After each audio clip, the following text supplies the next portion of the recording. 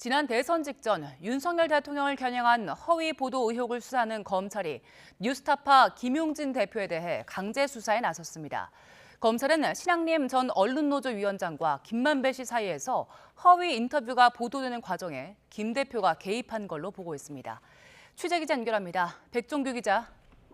네, 서울중앙지방검찰청입니다. 네, 검찰이 뉴스타파 대표에 대해 압수수색을 벌이고 있다고요? 네, 그렇습니다. 서울중앙지검 대선 개입 여론조작 특별수사팀은 오늘 오전부터 뉴스타파 김용진 대표의 서울 자택을 압수수색하고 있습니다. 압수수색은 김 대표 측 변호사가 도착한 뒤인 오전 10시부터 시작된 것으로 전해졌는데요. 검찰은 지난해 대선을 앞두고 뉴스타파 전문위원이었던 신앙림 전 언론노조 위원장과 대장동 민간업자 김만배 씨 사이 허위 인터뷰가 뉴스타파를 통해 보도되는 과정에 김 대표가 개입한 것으로 보고 있습니다. 이에 따라 윤 대통령을 피해자로 한 정보통신망법상 명예훼손 혐의를 적용해 김 대표를 피해자로 입건했는데요. 앞서 뉴스타파는 대선 사흘 전인 3월 6일 대장동 사업에 들어간 부산저축은행 대출금 관련 수사를 박영수 전 특검을 통해 무마했다는 김만배 씨의 음성 파일을 보도했습니다.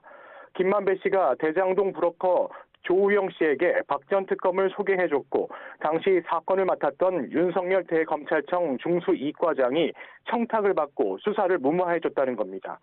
윤 대통령과 당시 담당 검사가 조 씨에게 커피를 타준 뒤 사건이 없어졌다는 김만배 씨의 육성도 담겼습니다. 그러나 검찰은 이 인터뷰가 허위라고 보고 지난 9월 서울 중구 뉴스타파 사무실 등을 압수수색하며 수사를 본격화했습니다. 대장동 의혹에 대한 화살을 윤 대통령 쪽으로 돌리기 위해 김만배 씨가 신 전 위원장에게 돈을 주고 의도적으로 허위 인터뷰가 보도되도록 했다는 게 검찰 시각입니다.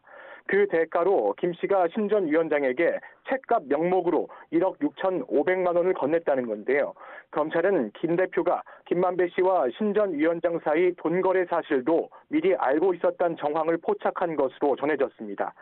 검찰 압수수색이 이루어지긴 8달 전인 지난 1월 신 전 위원장이 언론사 기자에게 허위 인터뷰 대가로 돈을 받은 적 있느냐는 취재 전화를 받고 이를 김 대표에게 보고했다는 겁니다. 신 전 위원장은 조직을 우선하는 결정을 하라고 말한 뒤 뉴스타파 전문위원직을 내려놓은 것으로 알려졌는데요. 다만 검찰은 김 대표가 두 사람 사이 돈거래까지 관여하지 않은 것으로 보고 관련 혐의는 적용하지 않은 것으로 전해졌습니다. 검찰은 압수수색으로 확보한 자료들을 분석한 뒤 조만간 김 대표를 피의자 신분으로 불러 조사할 전망입니다. 오늘 압수수색과 관련한 뉴스타파 측은 민주화 이후 전례를 찾아보기 힘든 폭거라고 반발했습니다.